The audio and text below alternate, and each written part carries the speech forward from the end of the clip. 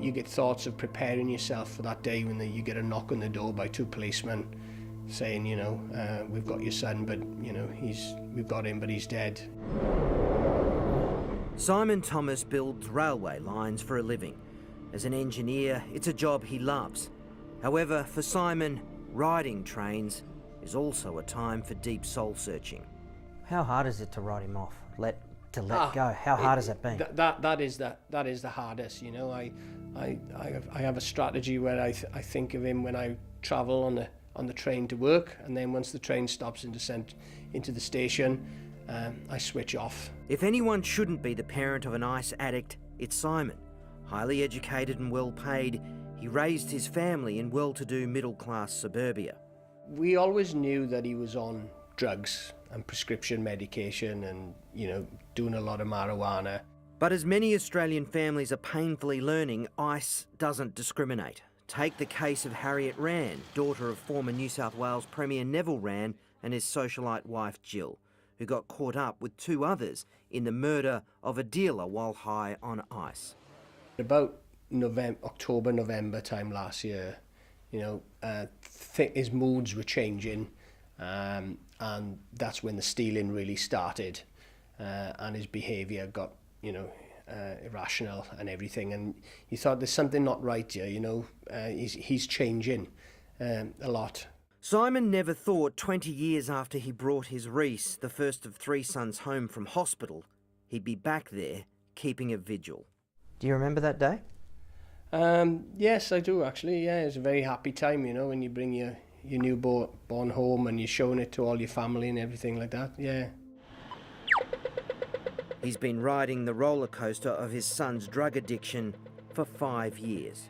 It's horrendous, really, because you have this feeling of there's nothing you can do, and you see all the TV programs about ice and the way it's affecting people. Reese has made countless court appearances. The stealing was horrendous, but he would steal from his brothers, you know, would steal their possessions and pawn them. And there was a story of them coming home one day, and it broke my heart, you know. They'd taken in nearly everything in the house, you know.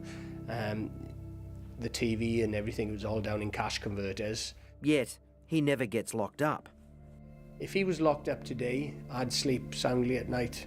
I know it's a tough thing to say, know that he's safe and he's not on the street, because he's dealing with people, you know, drug dealers, drug users, and, you know, the beating he had a couple of weeks ago, the next beating may be the last beating he will get, and then, you know, he'll be dead, and that's an horrendous thing on any parent. He was hospitalised with broken ribs and a punctured lung. Simon suspects it's because of drug debts. He's also overdosed at least 3 times. I sat next to him in hospital all night, and that was a horrendous time. He was so thin, he was scratching, he had those, you know, those signs, but total irrational paranoia talking, absolute nonsense. And I'm thinking to myself, this guy can't live on his own. He needs to go into rehab. According to Reese, he doesn't have a drug problem, and that's what ice is like for the user. They think they're in control of it, but those closest to them know they're not. That's all I want, is the right to say, no, Reese, you're going into this rehab centre for your mental disorder that you've got at the moment, you know, your anxiety and all the things which are contributing to you taking drugs. Simon has launched a petition on change.org calling for legislation that would allow parents of drug addicts, regardless of age, to shut them off from that evil world and force them into rehabilitation. It's already had 36,000 signatures.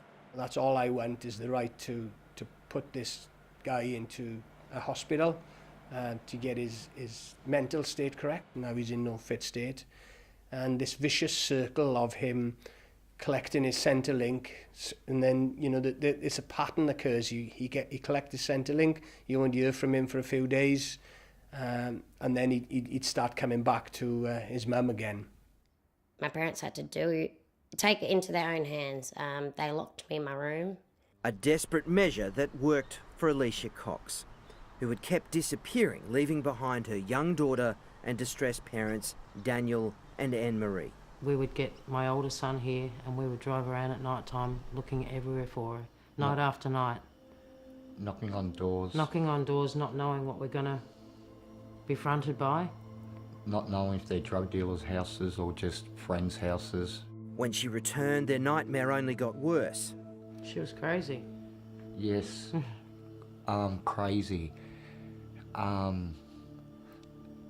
Naked, smashing the hallway up, ripping doors off, screaming. We had no doors left. We had no wall in the hallway. We tried all avenues to the point where we rang the police on our own child. And when the police started harassing me as such, I was trying to explain to him that we are the victim. My daughter was at the front screaming for me not to go in a police car. My parents were the victim, but my dad ended up getting wrestled out the front by police. So they took the law into their own hands. We imprisoned her in her bedroom in our house for weeks, and I screwed the windows shut and bolted her door closed. Anna would go in there every 2 hours to check on her for fluid, try and help her to eat, and try somehow to nurse her back to some sort of normal.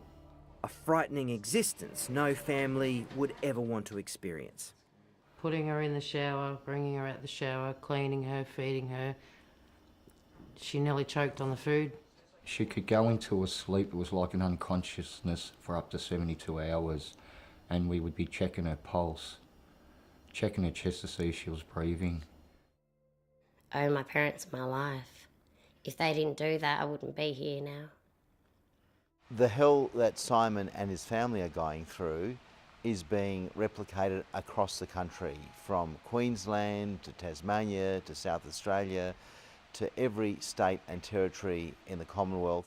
When he was a South Australian state MP, Senator Nick Xenophon couldn't get major parties to support his bid for a law that would empower parents to institutionalise adult drug-addicted children.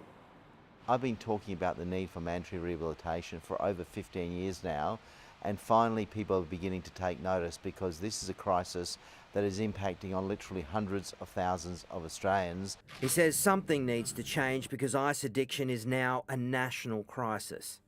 This has to happen sooner rather than later. It's now been weeks since Simon last saw Reese after a chance encounter at a fast food outlet.